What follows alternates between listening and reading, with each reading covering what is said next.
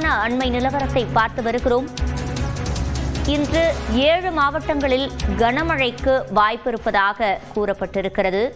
ஈரோடு, தருமபுரி, கிருஷ்ணகிரி மாவட்டங்களில் இன்று கனமழைக்கு வாய்ப்பு இருப்பதாக கூறப்பட்டிருக்கிறது. கூடுதல் விவரங்களை செய்தியாளர் லிபிகாவிடம் கேட்கலாம். லிபிகா, முழுமையான விவரங்கள். வடக்கு ஆந்திரா, தெற்கு ஒரிசா பகுதிகளின் மேல் ஒரு வளிமண்டல மேலடுக்கு சுழற்சியானது நிலவுகிறது. அதே போன்று தென்னிந்திய பகுதிகளின் மேல் ஒரு வளிமண்டல மேலடுக்கு சுழற்சி என்பது நிலவுகிறது.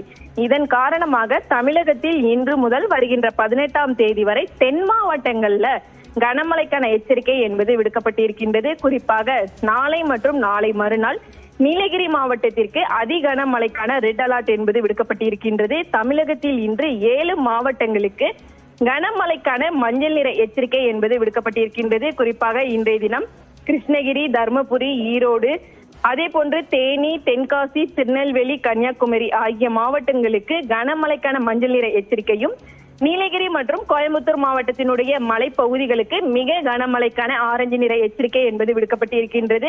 நாளைய தினம் கோயம்புத்தூர் மாவட்டத்தினுடைய மலைப்பகுதிகள், தென்காசி, திருநெல்வேலி, கன்னியாகுமரி ஆகிய 4 மாவட்டங்களுக்கு மிக கனமழைக்கான ஆரஞ்சு நிற எச்சரிக்கையும், நீலகிரியை பொறுத்தவரை ரெட் அலர்ட் என்பது விடுக்கப்பட்டிருக்கின்றது.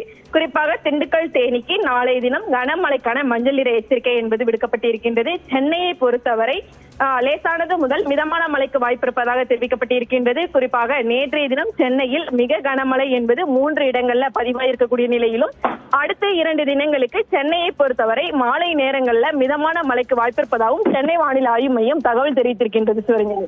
விவரங்களை வழங்கியமைக்கு நன்றி லிபிகா.